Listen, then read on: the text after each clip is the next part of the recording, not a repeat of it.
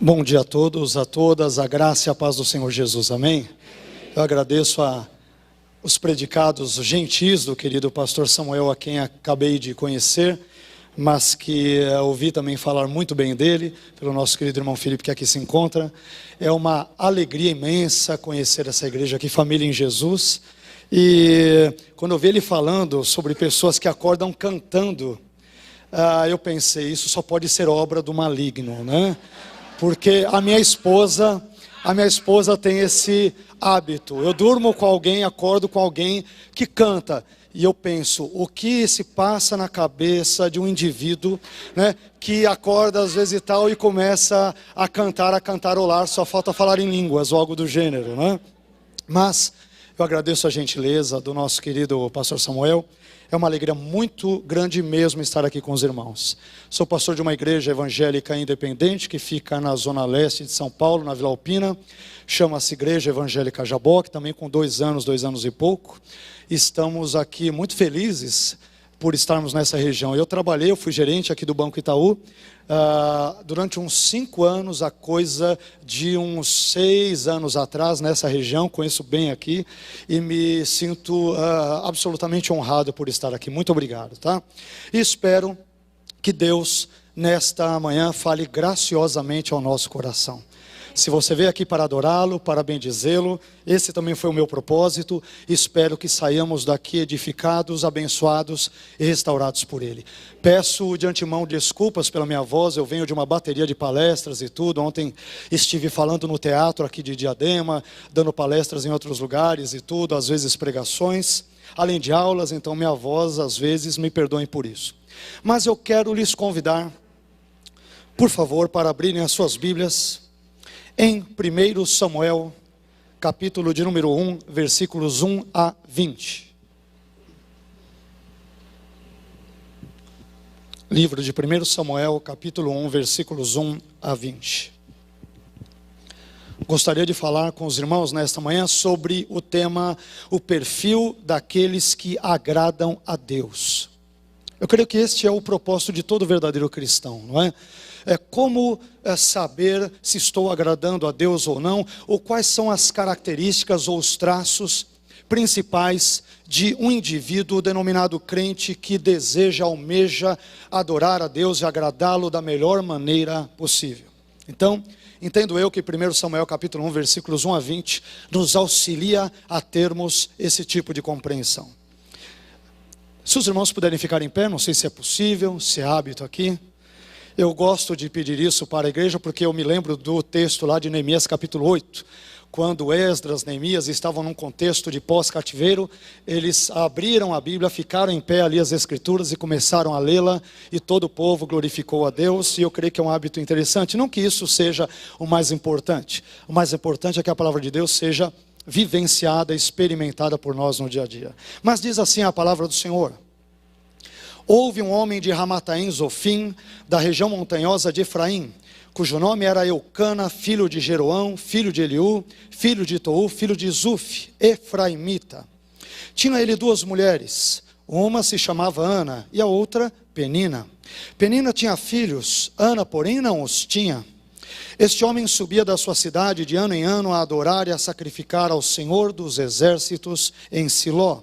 Estavam ali os 2 filhos de Eli, Ofni e Finéias, como sacerdotes do Senhor.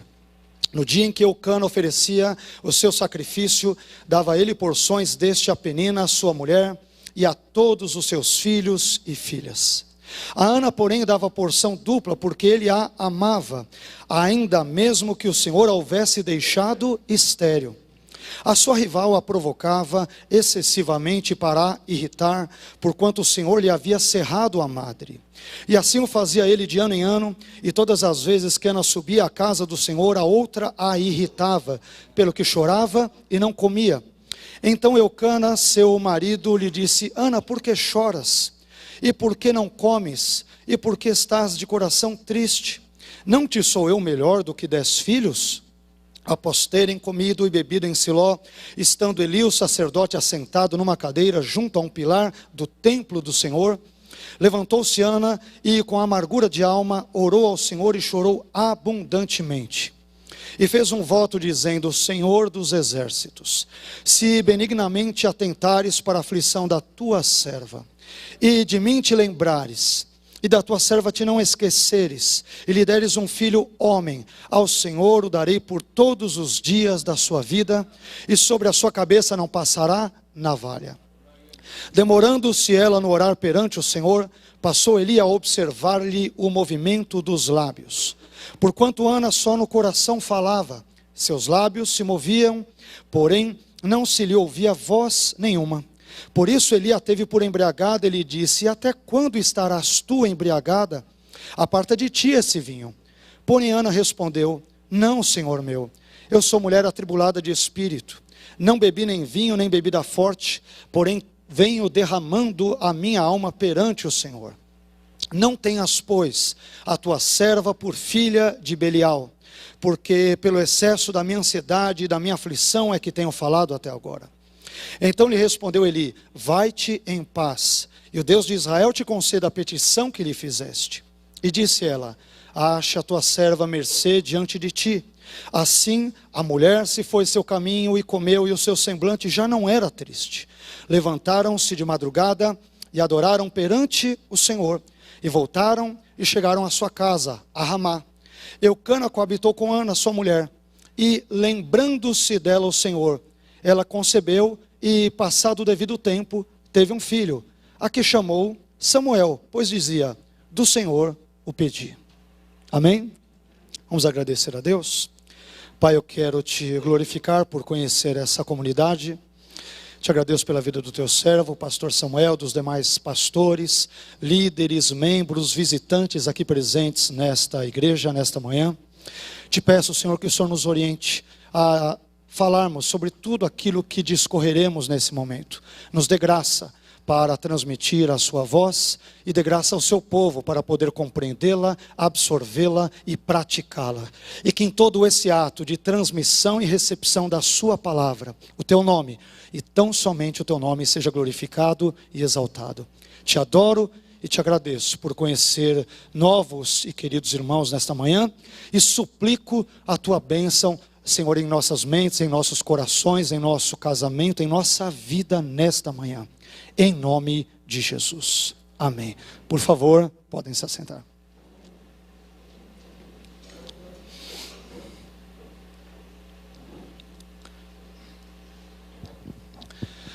Meus irmãos, quando nós falamos sobre o conceito de gerar filhos, não somente no ambiente do antigo Oriente Médio, mas no contexto veterotestamentário mais amplo, nós descobrimos que ter filhos era uma grande dádiva, uma das maiores dádivas que Deus, que Yahvé, poderia conferir ao indivíduo.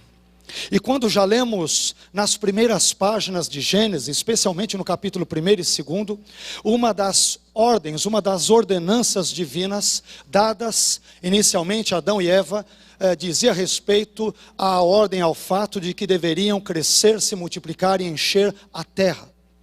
E esse elemento, essa ordenança divina, ela foi tão importante que ao longo dos séculos na história hebreia, foi se construindo o conceito de que ter filhos era visto como uma bênção de Deus, o que sem dúvida alguma é fato, sabemos disso. Mas o contrário, não tê-los, indicava uma maldição, uma ausência da bênção da divindade, no caso do Deus de Israel, na vida do pai ou da mãe, ou do eventual pai e mãe, que na verdade não teve a possibilidade por algum motivo de ter filhos. E quando nós olhamos para isso, nós estamos diante de um cenário caótico. O livro de 1 Samuel, em continuidade com os livros históricos de Juízes, Ruth e outros, são livros que representam um período de 350 a 400 anos aproximadamente de verdadeiro caos ou confusão espiritual. Juízes irá dizer várias vezes que não havia rei naquela época e, portanto, cada um fazia o que bem entendia aos seus olhos, aquilo que ele achava mais conveniente. E quando olhamos para esse texto, nós descobrimos como Ana se comporta diante de toda esta situação, como uma mulher não somente ela, o seu marido, mas especialmente nós aprendemos como Ana se comporta quando muitas vezes as coisas não saem na nossa vida do jeitinho exato como gostaríamos que saíssem. E a partir disso, eu gostaria de compartilhar com os irmãos pelo menos 7 características encontradas nesse texto acerca de pessoas que agradam a Deus. E lendo esse texto, eu aprendo em primeiro lugar que pessoas que agradam a Deus estão sujeitas a verem os seus planos adiados ou interrompidos pelo próprio Deus. Vou repetir, coisa de professor, né? Pessoas que agradam a Deus estão sujeitas a verem os seus planos adiados ou até mesmo interrompidos pelo próprio Deus. Veja o que diz o versículo 5 de 1 Samuel 1. A Ana, porém, Eucana dava porção dupla, porque ele a amava. Agora, reparem no final do versículo. Ainda mesmo que o Senhor a houvesse deixado estéril. Esse é um texto que chama muito a minha atenção. Porque, normalmente, quando algo de ruim ocorre em nossas vidas, quer seja a esterilidade, a impossibilidade de gerar, quer seja a perda de um emprego, a perda da saúde, talvez a perda de um ente querido, situações estas que inevitavelmente nos faz ficarmos ou nos sentirmos tristes, normalmente nós pensamos, isso é obra do maligno. Isso é coisa do diabo. Isso aí tem o dedo do capiroto. É o capiroto que está agindo na minha vida. Talvez isso tenha ocorrido porque eu não dei o dízimo. Talvez porque não tenha frequentado os cultos. Talvez porque não tenha cumprimentado o pastor, né, Samuel, na saída de um culto. Mas nós descobrimos muitas vezes que situações desagradáveis ou os nossos planos, muitas vezes legítimos, eles são adiados soberanamente por Deus. E talvez nós não saibamos por quê, mas se Deus, Ele é quem diz que é, e cremos que Ele é quem diz que é, um Deus onissapiente, onibenevolente, um Deus todo-poderoso, um Deus que sabe exatamente tudo o que faz ou deixa de fazer, Ele sabe o porquê de impedir os nossos planos para começar os dele, porque os planos dele são infinitamente melhores, superiores, mais abençoadores do que os nossos planos, muitas vezes individualistas, mesquinhos, egocêntricos, antropocêntricos e humanos. Às vezes, Deus, Ele adia ou interrompe os nossos planos. Às vezes Ele faz isso. É interessante que o mesmo Deus que diz crescei e multiplicai-vos, num determinado momento da história de Ana, Ele não quis que ela fosse mãe. E talvez muitos aqui nesta manhã estejam se perguntando, poxa, mas por que Deus permitiu que o meu filho fosse levado naquele acidente? Porque Deus, Ele aceitou que a minha esposa, meu marido experimentasse uma série de adversidades, situações estas que me magoaram, ou porque eu não consegui obter um sonho tão almejado e legítimo como era o sonho de Ana, o sonho de ser mãe. Um sonho, na verdade, na maioria esmagadora das mulheres, um sonho absolutamente legítimo. A questão é que eu aprendo nesse texto que mesmo sonhos e desejos legítimos, como Deus é soberano, eles podem ser adiados, eles podem ser interrompidos. E Deus sabe exatamente por que Ele o faz, ou porque Ele permite que ocorra na nossa vida. Isso, meus queridos, é importante nós falarmos aqui, porque às vezes achamos que quando nem tudo ocorre do jeito que um indivíduo quer, normalmente imaginamos, o sujeito está em pecado, ele está em alguma falha, ele deve alguma coisa, tem culpa no cartório, e não necessariamente aprendemos isso na Bíblia. Às vezes as coisas não ocorrem do jeito que queremos, porque servimos a um Deus que é soberano, e Ele sabe como dirigir a cada um dos nossos passos. Inclusive há direções que, pelo menos temporariamente, não nos são agradáveis, nos são desconfortáveis, mas se Ele é Deus, e se cremos num Deus soberano, devemos estar confiantes de que Ele sabe exatamente tudo aquilo que ocorre ou permite que ocorra na minha e na sua vida. Amém? Eu creio que este seja um primeiro ensino, uma primeira lição que aprendemos. Não se preocupe se Deus adiar ou interromper, ainda que temporariamente, os teus planos para começar os dele. Porque os meus e os teus planos são finitos. Muitas vezes são mesquinhos, são apequenados, mas os planos de Deus são eternos, são sublimes, são perfeitos, porque Ele é gracioso e Ele sabe absolutamente tudo o que faz na minha e na sua vida. Amém? Isso nos leva a um segundo ponto. Também descubro nesse texto que pessoas que agradam a Deus são aquelas que não deixam de servi-lo só porque as coisas não vão bem na vida. 1 Samuel capítulo 1, versículo 7, parte B, diz: todas as vezes que Ana subia à casa do Senhor, a outra, isto é Penina, a irritava, pelo que Ana chorava e não comia. Essa primeira parte do texto é que me interessa aqui. Todas as vezes que Ana subia à casa do Senhor. A mulher queria ter filhos, um desejo absolutamente legítimo, como estamos cansados de saber, não há nada de errado com isso. Mas Deus não lhe dava. Aliás, o texto diz que o próprio Deus, o texto diz que Deus interrompeu a sua possibilidade de gerar. Se fosse outra pessoa, quer saber, Deus não vai me dar um filho? Não vou mais para a igreja. Quer saber? Deus não vai me dar um filho? Não dou mais o dízimo. Quer saber? O Senhor não vai me abençoar, não vai tirar o meu filho das drogas, não vai libertar o meu marido do alcoolismo, não vai fazer isso e aquilo na vida da minha esposa. O Senhor vai ver, eu vou dar o troco, não vou mais te buscar. E Deus está morrendo de medo das tuas e das minhas ameaças. Ele está no seu trono celestial, morrendo de medo. Ele não vai dormir por causa dessas nossas ameaças utilitaristas, mesquinhas e pecaminosas, que ainda que não verbalizadas, muitas vezes nós as pensamos, ou não. Nós temos muitas vezes uma característica, aliás, muito comum no nosso contexto pós-moderno, que é essa perspectiva utilitarista. Só sirvo a Deus se Ele me der algo em troca.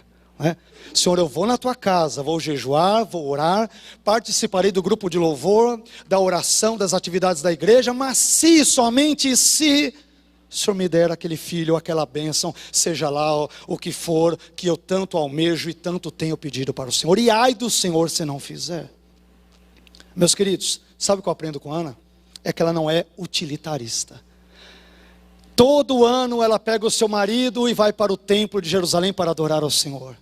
Ela não se preocupava, Deus me deu um filho ou não deu, se eu tenho tudo que eu tenho, tudo o que eu mereceria, tudo que eu gostaria. Eu não sirvo a Deus por aquilo que Ele me dá, mas eu sirvo por aquilo que Ele é Deus, e se Ele não me der um filho, Ele é Senhor, e eu sou sua serva, irei apenas obedecê-lo, e nada mais do que obedecê-lo. Existe esse grande perigo do utilitarismo que tem estado presente em nossas vidas. Um conceito absolutamente mundano que vez por outra frequentemente tem entrado na igreja. Essa ideia utilitarista. Eu vou para a igreja, mas vamos ver o que eu vou ganhar em troca. E nós transformamos a igreja muitas vezes num grande mercado, numa espécie de um Carrefour gospel, de um Extra gospel, um Pão de Açúcar gospel, onde os louvores são como prateleiras ou produtos da prateleira de um supermercado, a pregação é outro produto, a escola dominical é outro produto, de modo que se a igreja não me oferece um produto X adequado, eu vou para outra. E assim temos crentes que ouvem a pregação de uma igreja, vão na escola dominical de uma segunda, e depois absorvem ou são clientes do louvor de uma terceira, porque vêm à igreja, estou falando aqui em termos de instituição, como se fosse um produto que podemos comprar ou adquirir. E se esse produto não nos agrada, nós simplesmente devolvemos e vamos para outro lugar. É uma visão absolutamente utilitarista. Irmãos, eu não venho à igreja porque Deus precisa, na verdade, de mim, mas porque eu preciso dele. Eu preciso dele. Deus pode levantar anjos, pode levantar outras pessoas. Para aquele que levantou a jumenta de Balaão, ele pode muito bem usar este burro que vos fala, Ele pode usar quem ele quiser. Se ele usou garçons como corvos para alimentar o seu profeta no ribeiro de Querite, ele tem controle sobre os céus e a terra e sobre todo o universo. Então você acha que Deus precisa de mim e de você? Ele nos usa por mera graça. Não precisando criar esse universo, Ele o criou para compartilhar gentil, generosamente, gratuitamente a sua maravilhosa obra da criação, mas Ele não tinha a menor necessidade de fazê-lo. Ele quis transbordar o conhecimento ou da sua autorrevelação, para que hoje pudéssemos saber que há um Deus que nos ama, que se nos auto-revelou por meio das Escrituras, e que enviou o seu Filho para morrer na cruz pelos nossos pecados. Mas esse mesmo Deus não quer que barganhemos com Ele, como foi inclusive citado aqui no momento da oferta, mas quer que o adoremos e que o sirvamos por aquilo que efetivamente Ele é. Amém? Ana, quando sai de casa e vai para o templo, ela não se preocupa se Deus lhe deu um filho ou não. Ela diz: é minha obrigação adorá-lo, é minha obrigação servi-lo, é minha obrigação, eu devo tudo que tenho, que sou, a Ele, então eu devo adorá-lo. Amém? Que Deus nos ajude a perdermos, a nos desvencilharmos dessa mentalidade absolutamente utilitarista. Isso é tão interessante quando falamos dessa mentalidade utilitarista, que existem crentes que pensam que Deus é o gênio da lâmpada. Se esfregar 3 vezes a Bíblia, ele vai ouvir 3 orações, algo do gênero. Ou um Deus um tanto quanto imediatista. Na era do Google, na era da internet, quando temos necessidade de obtermos uma informação, clicamos ali em fração de segundos, já temos uma resposta. E às vezes pensamos que Deus é uma espécie de um miojo cósmico, que em 3 minutos fica pronto. Se eu orar a Deus, Ele irá me responder brevemente, rapidamente, porque devido a uma péssima tradução antiga da Bíblia, Ele é o Deus de já. A Bíblia antiga, coisa de 30 anos atrás, a versão de Almeida, a revista e corrigida, ela trazia ali no Salmo 68:4, que o nome de Deus é já, mas colocou com J-A e o acento agudo, quer dizer, um advérbio temporal, é o Deus de agora. Isso fez com que pregadores, alguns dos quais, inclusive na mídia, dissessem: olha o que Deus vai fazer na sua vida, Ele vai fazer agora, imediatamente, porque está escrito que Ele é o Deus de já. E ali o hebraico é Yah, que é a abreviatura de Yahvé, que é o nome de Deus. Não é um advérbio temporal, é simplesmente o nome divino de forma aglutinada, sintetizada. Você vê como uma tradução péssima da Bíblia pode induzir o indivíduo ao erro, a uma concepção utilitarista, imediatista e absolutamente pós-moderna. E muitos têm pensado isso. Deus, Ele tem a obrigação de me ouvir e de me ouvir já, é agora. Meu irmão, esse não é o Deus da Bíblia. Talvez seja um Deus de alguma outra religião por aí, mas não é o Deus das Escrituras. O Deus das Escrituras não aceita ser encostado na parede, porque nós não lhe determinamos o que Ele deve fazer. Ele não é nosso office boy, não é nosso capacho, Ele não é senhor de recados, Ele é Deus soberano sobre os céus e a terra, é Ele quem manda. E se nós devemos, temos juízo, devemos simplesmente obedecê-lo e nos submeter àquilo que Ele nos ensina na sua palavra. Amém? Em terceiro lugar, também descubro em 1 Samuel, no capítulo 1, que pessoas que agradam a Deus são aquelas que não usam o mal como moeda de troca nos relacionamentos interpessoais. Pessoas que agradam a Deus são aquelas que não usam o mal como moeda de troca nos relacionamentos interpessoais. Perceba o que diz 1 Samuel, ainda no capítulo 1, versículos 6 e 7, parte B. A sua rival, a rival de Ana, isto é, Penina, a provocava excessivamente para a irritar, porquanto o Senhor lhe havia cerrado a madre. E todas as vezes que Ana subia à casa do Senhor, a outra Penina a irritava. E olha a reação de Ana: pelo que Ana chorava e não comia.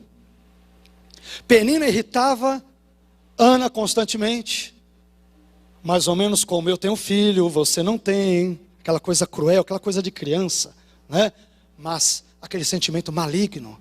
Você já viu aquele indivíduo que ele tem algo e ele esnoba o outro porque o outro não tem?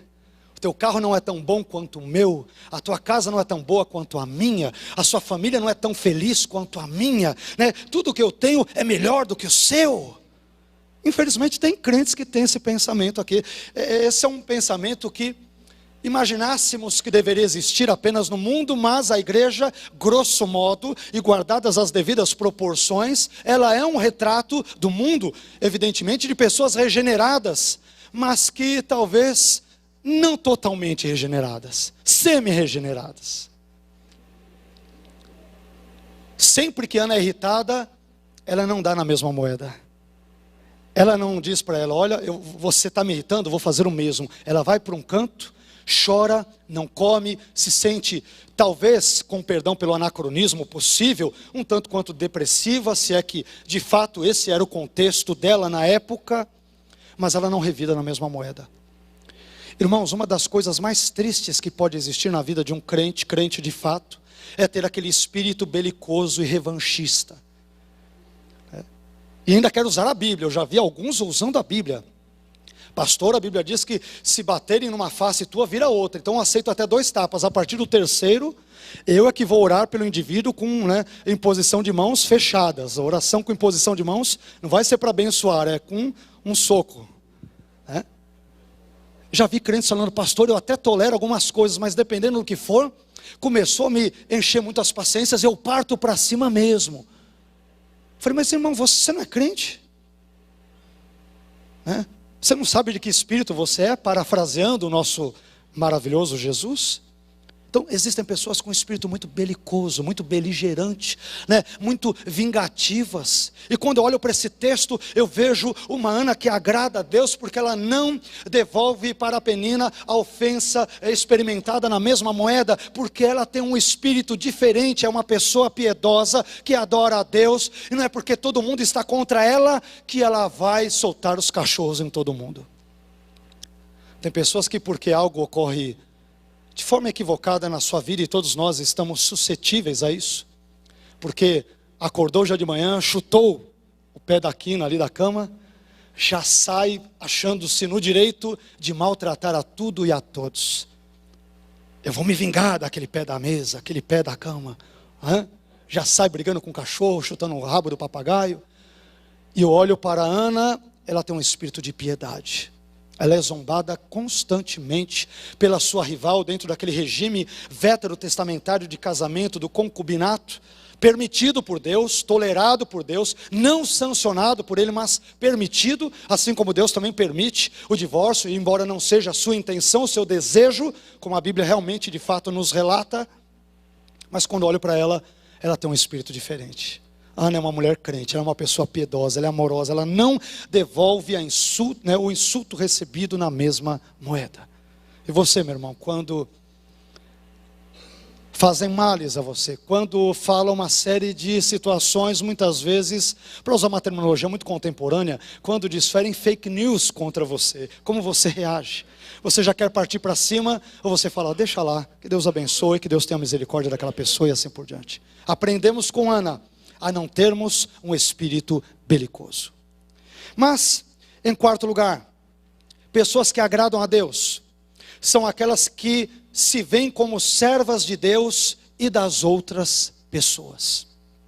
Pessoas que agradam a Deus têm uma mentalidade de servir, Veja o que diz os versículos 11, 16 e 18. Quantas vezes Ana se refere a si mesma como serva, tanto de Deus quanto do sacerdote Eli. Perceba isso, versículo 11.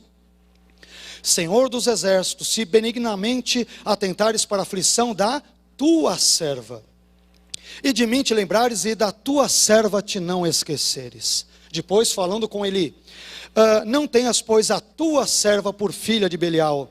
E disse ela, acha a tua serva mercê diante de ti. 4 vezes. Ana, quando ela se vê diante de Deus e das pessoas, no caso, o sumo sacerdote Eli, ela se vê como uma serva. Uma serva. Eu estou aqui para servir. Aliás, o serviço sempre foi visto como algo característico de classes subalternas ao longo de toda a história da humanidade. Foi o cristianismo, especialmente a partir da pessoa de Jesus. Foi nesse contexto que palavras como serviço, palavras como humildade adquiriram um tom que outrora ainda não haviam tido.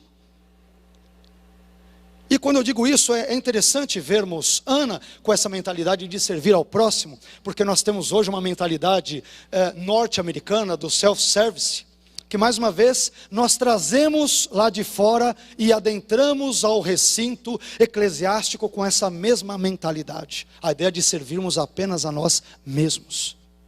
Somos muitas vezes individualistas. Quando oramos, Senhor abençoe minha vida, minha esposa, minha mãe, meu pai, meu papagaio, meu cachorro, e acabou. Até quando oramos, perdemos essa característica altruísta de servir ao outro quando oramos. Essa perspectiva bem autocentrada em nós mesmos, egoísta, individualista, narcisista. E quando eu olho para Ana, ela se vê como serva de Deus e serva dos homens. Ela tem uma mentalidade de serva. É a mesma mentalidade de Jesus. Quando Jesus diz que Ele não veio para ser servido, mas para servir e dar a sua vida em resgate de muitos, parte dos quais encontram-se aqui nessa manhã. A mentalidade de servo. Amém? E sabe o que chama a minha atenção? É que em hebraico, e isso há uma característica semelhante também em grego, mas em hebraico, a raiz da palavra serviço, ou servo mesmo, eved, tem um sentido duplo, tanto de um servidor, de um servo, como de um adorador, é a mesma raiz. E eu entendo isso porque todos aqueles que servem a Deus devem adorá-lo, e todos aqueles que o adoram devem servi-lo. Não se serve a Deus sem adorá-lo, e não pode ser adorado da mesma forma se nós não o servirmos. E servir a Deus significa inevitavelmente também servir ao próximo. Essa é a mentalidade de Ana que nós encontramos aqui. Isso nos leva a um outro ponto, um quinto ponto. Eu também descubro, isso está em 1 Samuel, capítulo 1, versículo 11. Descubro que pessoas que agradam a Deus são aquelas que estão mais preocupadas com o Deus das bênçãos do que com as bênçãos de Deus. Pessoas que agradam a Deus estão mais preocupadas com o Deus das bênçãos do que com as bênçãos de Deus. Veja o que diz 1 Samuel 1:11. E Ana fez um voto dizendo: Senhor dos exércitos, se benignamente atentares para a aflição da tua serva, e de mim te lembrares, e da tua serva te não esqueceres, e lhe deres um filho homem. Agora veja o final da fala dela, que é uma coisa estranhíssima. Ao Senhor o darei por todos os dias da sua vida, e sobre a sua cabeça não passará navalha. Olha que coisa interessante. Ana, com aquele desejo legítimo de ser mãe, pede a Deus um filho, pede, Deus interrompe a sua concepção num momento, interrompe de novo, adia os seus planos da maternidade, mas aí chega um momento que ela fala: Senhor, se o Senhor me der um filho, que é um dos grandes desejos da minha vida, legítimo, eu vou devolvê-lo para o Senhor, não vai ficar para mim, ele é teu. Só falta ela dizer: toma que o filho é teu, não é? Se o Senhor me der, eu vou dar para ti. Isso é interessante. E, a meu ver, isso me dá ensejo para esse princípio que nós aqui mencionamos. Pessoas que agradam a Deus estão mais preocupadas com o Deus das bênçãos do que com as bênçãos de Deus. Imagine você, Ana deseja tanto um filho, e de repente Deus lhe dá, e ela poderia viver em função daquele filho e se esquecer de Deus. Tem muita gente que faz isso. Pede a Deus uma bênção, seja ela o que for. Pede um carro, me dá uma casinha na praia, me dá uma viagem para os Estados Unidos, me dá isso e aquilo, e pede. Quando Deus dá, ela some da igreja. Não lê mais a Bíblia, não se envolve mais com as pessoas, porque acaba idolatrando Samuel, que é a bênção que Deus deu, em vez de adorar ao Deus que concedeu Samuel. Tem pessoas que idolatram as bênçãos que Deus lhes deu. E eu tenho para mim que seja justamente por esse motivo que muitas vezes Deus não atende a certas orações que lhe fazemos. Porque Ele sabe, presciente que se nos atender, a primeira coisa que vamos fazer é abandonar a casa dEle. Aliás, o que eu estou dizendo tem um fundamento bíblico. Tem um texto em Provérbios, no finalzinho de Provérbios, onde o autor, ele diz muito sabiamente, ele fala: Senhor, não me dê nem a riqueza, nem a pobreza. É claro, de novo, não é a riqueza que é pecado, nem a pobreza, mas no contexto ele está dizendo: não me deixe ser rico a ponto de confiar nas riquezas e não confiar em ti. E não me deixe viver tão miseravelmente a ponto de que eu venha roubar e ao fazê-lo venha blasfemar contra o teu nome. Ajude-me a ter uma vida modesta, equilibrada, sabendo que tudo que tenho eu sou devo ao Senhor. É claro que riqueza não é pecado. Tudo, desde que adquirido legitimamente, corretamente, como fruto do seu trabalho, é bênção de Deus. Mas, meu irmão, por favor, não transforme a bênção de Deus num bezerro de ouro. Não idolatre a bênção que Deus te dá. Tempos atrás conversava com um irmão, e ele pedia tanto, numa determinada igreja onde fui pregar, e ele, poxa pastor, eu estou pedindo a Deus faz muito tempo uma chacrinha, um sítiozinho para ficar e tal, Falei, meu irmão, é um pedido legítimo, claro, que Deus te abençoe, Ele falou, pastor, porque minha vida está meio estafante, está meio difícil. Eu falei, mas e o que o irmão pretende fazer depois? Ele falou, assim que Deus der a bênção, se Ele der, eu prefiro, pretendo pegar um período de férias. Eu falei, que bacana, ficar um mês fora e tal. Ele falou, não, prefiro ficar uns 2 anos, eu não quero saber de nada, nem de igreja. Eu falei, poxa, que legal, meu irmão. Eu falei, por um acaso, você sabe que Deus é onisciente, você sabe disso, Sei. Você acha que Deus vai te dar isso daí, meu irmão? Ele vai te dar corda para você se enforcar? Você acha que Ele vai te dar um pedido para você se afastar dEle? Tem pessoas que pedem a Deus bênçãos que irão, na verdade, afastá-las de Deus, em vez de aproximá-las dEle. E o que eu acho maravilhoso em Ana, é que pede tanto um filho a Deus, e pede a Deus um filho, e pede, quando Deus lhe dá, ela diz, Ele é teu. Ele veio do Senhor, eu devolvo Ele para ti. Eu não quero Ele para viver em torno dEle, paparicando. Claro que vou cuidar, mas Ele vai te servir, Ele será nazireu, Ele servirá ao Senhor para sempre, porque Ele é obra tua, Ele é milagre teu. Eu não vou adorar o meu filho, eu vou adorar ao Deus que me deu um filho. Meu irmão, teu marido é bênção, sua esposa, seus filhos, sua igreja, seu pastor, mas não os adore, adore a Deus. Amém? Glórias a Deus pela sua empresa, pelo seu trabalho, pelos seus estudos, pelas suas viagens, pelas suas conquistas, pelas suas aspirações. Glórias a Deus mesmo, mas jamais as transforme num bezerro de ouro que vem ocupar o lugar de adoração que apenas a Deus cabe e a Deus compete. Coisas devem ser usadas, mas Deus deve ser adorado. Não adoramos coisas, adoramos a uma pessoa bendita de Jesus Cristo de Nazaré. Adoremos a Deus. Continuando, estou no penúltimo ponto, já estou quase concluindo. Também descubro nesse texto que pessoas que agradam a Deus são aquelas que perseveram em buscar a sua face. Pessoas que agradam a Deus são pessoas perseverantes na busca da face do Senhor. Se não, vejamos o que diz 1 Samuel 1,12. Demorando-se ela no orar, ou perseverando ela em orar, perante o Senhor, passou Eli a observar-lhe o movimento dos lábios. Ana era aquela pessoa do tipo, Deus não me deu um filho, mas Ele ainda vai me dar. Não porque Ele esteja sob obrigação, mas porque eu sei que o meu pedido é legítimo, é correto, não há nenhum problema com Ele. Eu vou pedir e só vou parar de orar, até o momento em que Deus me der aquilo que eu desejo. Eu tenho para mim, meus irmãos, que muitas vezes, muitas das nossas orações, muitas, não são poucas não. Um dos principais motivos, creio eu, pelo qual Deus muitas vezes também não nos ouve, é porque nós desistimos de orar. Não acreditamos na eficácia da oração. E a Bíblia diz que a oração de um justo pode muito em seus efeitos. Não somos justos em nós mesmos, mas somos justificados quando cremos em Cristo, e portanto o caráter dele, a sua justiça nos é imputada, e quando Deus olha para nós, Ele nos vê como justos, apesar de simultaneamente sermos pecadores. A Bíblia diz, orai sem cessar, e nós cessamos sem orar. A luta nem começou e a gente já entrega a toalha, entregamos os pontos. A situação está difícil, nós não oramos, nós desistimos, Mas Ana persevera.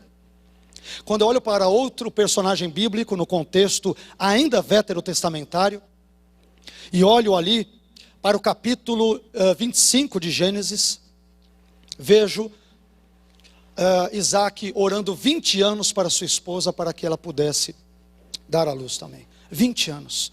Isso está em Gênesis 25, versículos 20, 21, 26. Você encontrará todas essas informações. 20 anos orando. E nós, nesse nosso contexto pós-moderno imediatista, oramos uma vez, no máximo duas. Se Deus não ouviu, partimos para outra. E depois nos perguntamos com a maior cara de pau, por que Deus não nos ouviu? Essa metodologia de perseverança na oração, ela foi empregada pelo próprio Jesus.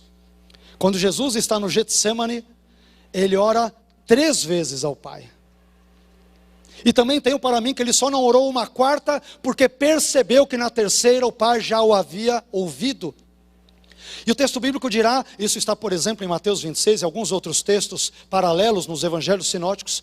Ele ora a primeira vez, a segunda repetindo as mesmas palavras e a terceira repetindo as mesmas palavras. O próprio Jesus nos dando exemplo com essa atitude de que devemos perseverar em oração a Deus. Se o próprio Deus homem, Jesus encarnado, o fez isso para com o Pai, quanto mais devemos nós, réis seres humanos como eu e você.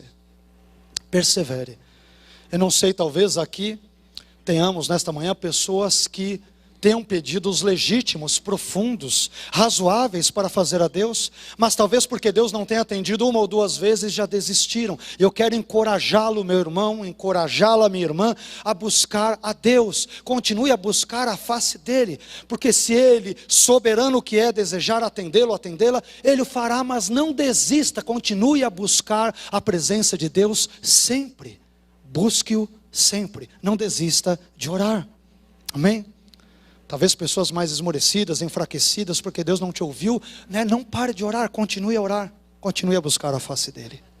Isso nos leva, finalmente, para o 7º e último ponto da nossa fala. Eu aprendo, meus irmãos, em 7º e último lugar, que pessoas que agradam a Deus são aquelas que possuem um coração repleto de gratidão a Ele. Pessoas que agradam a Deus são pessoas agradecidas, repletas de gratidão. Veja o que diz o versículo 20, 1 Samuel 1, 20. E sucedeu que passado algum tempo, Ana concebeu e teve um filho, e chamou seu nome Samuel, porque dizia a ela, o tenho pedido ao Senhor.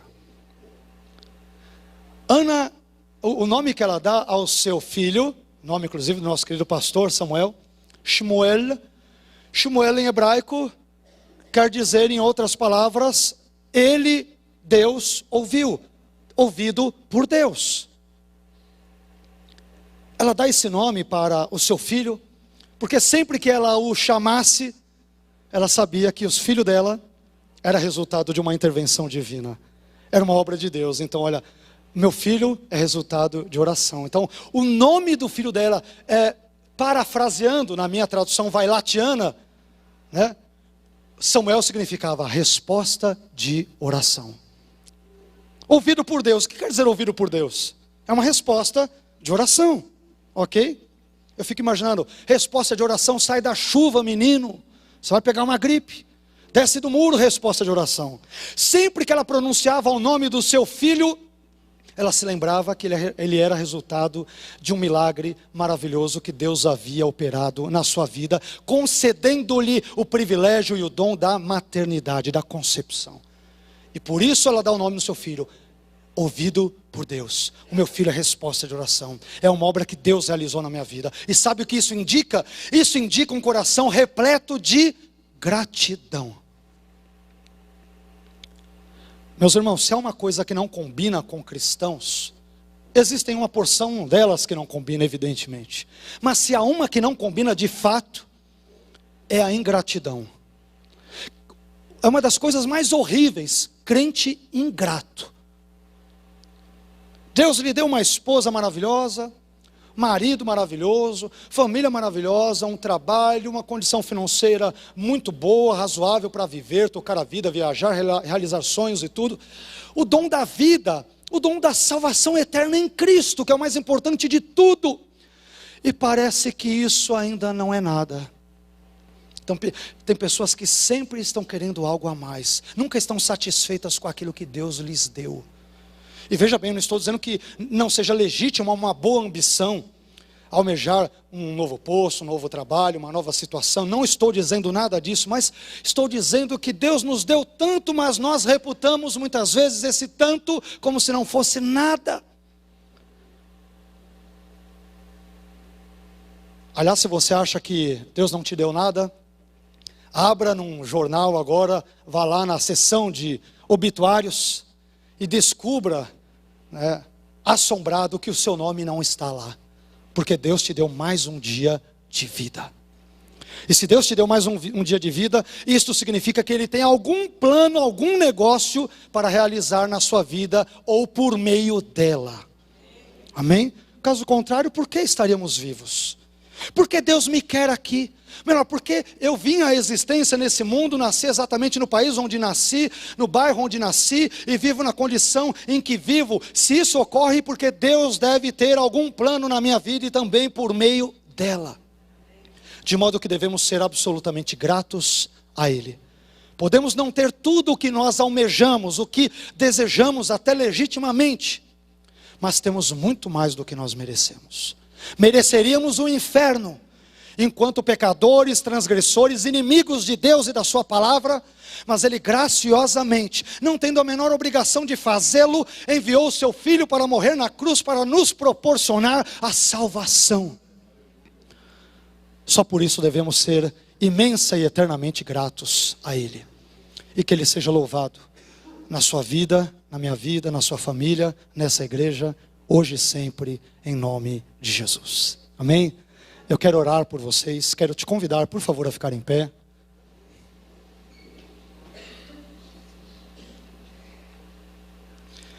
Quero mais uma vez agradecer aqui ao pastor Samuel, pela gentileza do convite.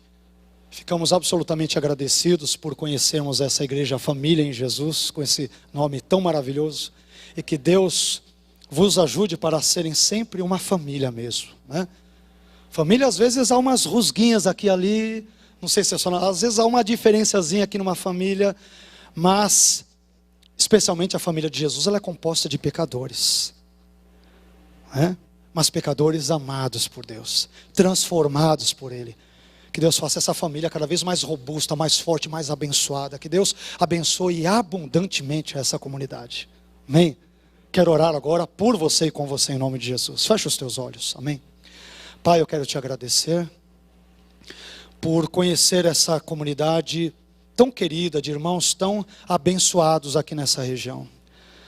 Quero suplicar a tua bênção sobre cada um dos meus irmãos e irmãs aqui presentes.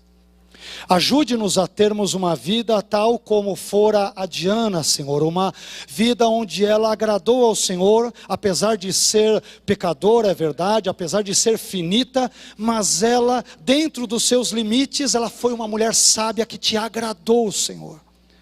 Uma mulher que, mesmo quando foi insultada, não devolveu na mesma moeda. Uma mulher que perseverou em buscar a tua face.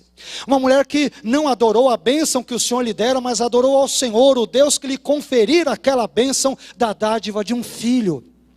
Ajude-nos a imitarmos a Ana, Senhor, nessas práticas, nessas boas e importantes práticas.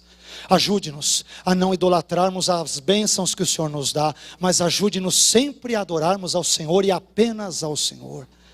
Dai-nos um coração também agradecido, Senhor. Perdoe-nos por todas as vezes em que fomos ingratos, em que não reconhecemos simplesmente o ato de respirar, as batidas, o pulsar do nosso coração, Senhor.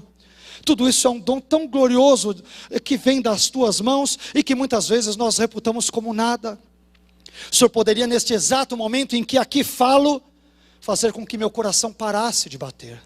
E o Senhor o faria legitimamente, porque o Senhor é o doador da vida, o Senhor a dá e o Senhor a tira, porque eu sou obra das tuas mãos. Mas por algum motivo que eu não sei, o Senhor ainda desejou que eu ficasse vivo, e isso é uma dádiva sua, e por ela eu sou imensamente agradecido.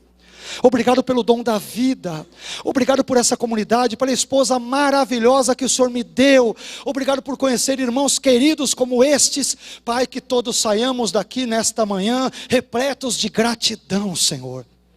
repletos de adoração no nosso coração a Ti, que a nossa mente, os nossos pensamentos, Senhor, as nossas reflexões, imaginações estejam todas voltadas a Ti, que é o objeto maior do nosso culto, aliás, único do nosso culto, da nossa reverência, juntamente com irmãos, irmãs queridos.